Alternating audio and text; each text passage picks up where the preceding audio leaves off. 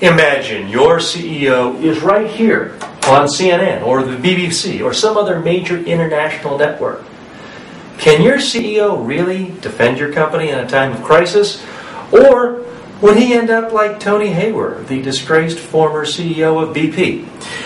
When there is a crisis and the world is looking at you, that's not the time to learn how to speak to the media.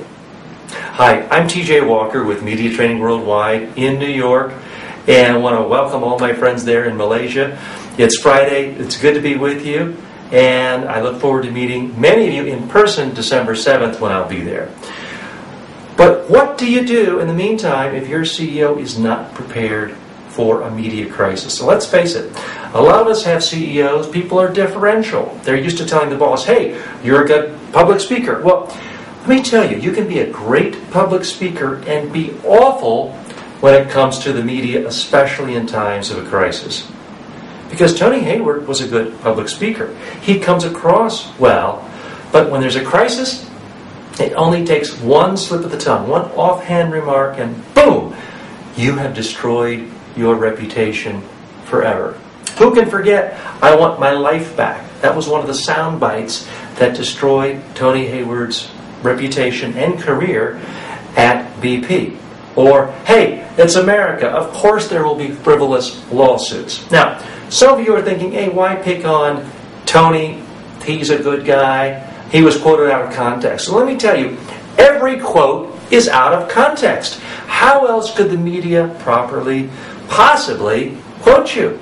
Every quote is out of context. It's out of the context of an entire conversation, an entire interview. Now, what I do when I work one-on-one with Fortune 500 CEOs, presidents of countries, prime ministers, Nobel Peace Prize winners, and when I work with groups is I teach people how to speak to the media so it doesn't matter what crisis is going on. You can know how to control your message, to control your image, and how to control the quotes. The most important thing of all is how to speak in sound bites so that you know in advance exactly what quote will be used. Here's the big problem most CEOs have. First of all, they're pulled in a million directions. There's never enough time. Oh, I'd like to rehearse. There's no time. Well, you better make time for a crisis. So what happens is they are briefed as they're walking on their way to the interview or to the press conference, and they're thinking purely in terms of information, facts, numbers. Let me tell you, all the numbers in the world, all the facts, all the answers will do you no good in times of a crisis because it's not enough to connect intellectually. You have to connect emotionally. And you have to have the ability to control your quotes.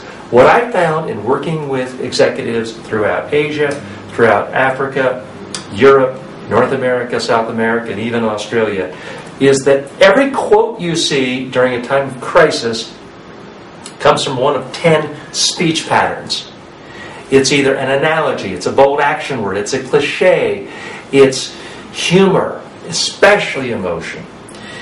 And I teach all of my clients these 10 elements in every media training I do, whether it is a large public workshop for 1,000 or one-on-one training. This is what you learn in our Crisis Communications Workshop. I'm really looking forward to meeting a lot of you and going over this. But this is a learned skill. Surviving a media crisis has nothing to do with whether the media like you, whether you're comfortable, whether they are favorable towards your industry. It has to do with how you control what comes out of your mouth. This is a teachable skill. Anyone can learn how to do it. And I'll tell you, one of the best ways you can help your CEO is by actually rehearsing. You don't have to go get a big TV studio, big gigantic camera. It can be as simple as just grabbing the first thing you find. Here's the first thing I found, my iPhone. Most iPhones allow you to capture video. So you can be in the back seat of a car on your way to a TV interview, on your way to a press conference, and rehearse capturing video of your CEO.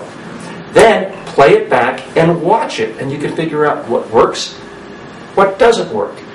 Even doing this for 2 minutes will dramatically boost the confidence and the skill of your CEO before that interview, before that press conference. Because what most people do is they just talk about the substance. They just talk about, well, if we ask this, we'll answer that. And if the reporter asks this, we'll then say that. Complete, utter waste of time, in my view, when it comes to controlling your message.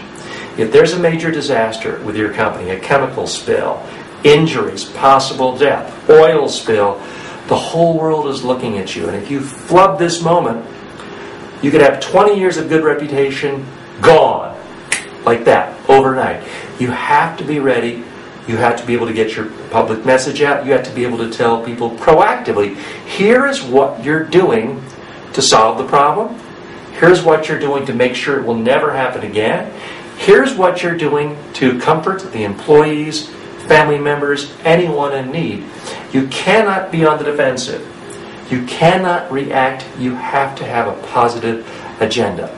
Now, none of these skills are intellectually that difficult, but they're not common sense. It requires a new way of speaking, and it requires practice. And the best way to do that is just like now. I'm on camera. You've got to practice. You've got to watch yourself. You've got to do it again and again and again.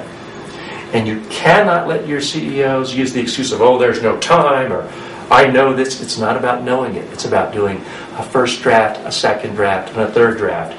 None of you would ever send out a memo to every employee, every investor, and the media just by dictating it once. You wouldn't do that. You would want to spell check it, review it, refine it, let other people look at it, go through a first draft, a second draft, maybe a third. Why do you do that? Because you want to get it better and better before you hit that send button, sending into the world.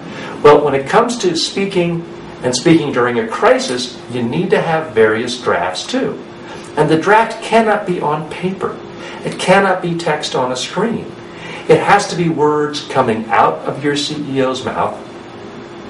And it has to be where your CEO doesn't just deliver a message, but answers questions. Because you can have a great message, you can stick to that message, but if at the end of an answer, 12 minutes into a press conference, you say something like, at least we didn't kill 100, or glad it wasn't me, any little slip up like that can and will be quoted and could destroy your reputation. Don't let it happen. Most emergency preparedness executives spend 99% of their time on logistics, equipment, the sending out signals the right way to rally the troops. They spend less than 1% of their time on actually preparing messages and communicating and rehearsing. And yet, once you get into a crisis, 99% of your time is spent communicating to the world about the crisis. Don't wait until a crisis happens. You can prepare. You can prepare now. We can't control what crises will come up, but we can control how we communicate that to the rest of the world. If you don't, you could see an absolute devastation to your stock price, to your reputation, to your brand. I'd like to thank Richard and Maverick for time, being able to speak to you today. I would love to meet each and every one of you, and I look forward to coming to Malaysia. I will be in Kuala Lumpur on December 7th, and look forward to meeting so many of you. I will be at the KLCC Plenary Hall in Kuala Lumpur, and if you have questions about that, speak to Richard or Maverick right there. You can also go to tjwalkerasia.com. That's 3Ws.tjwalkerasia.com. Again, hope you have a great conference today, Friday, in Malaysia. I'm TJ Walker coming to you from American. I look forward to seeing all of you in a few weeks in Kuala Lumpur. Thanks a lot. Enjoy the rest of your day.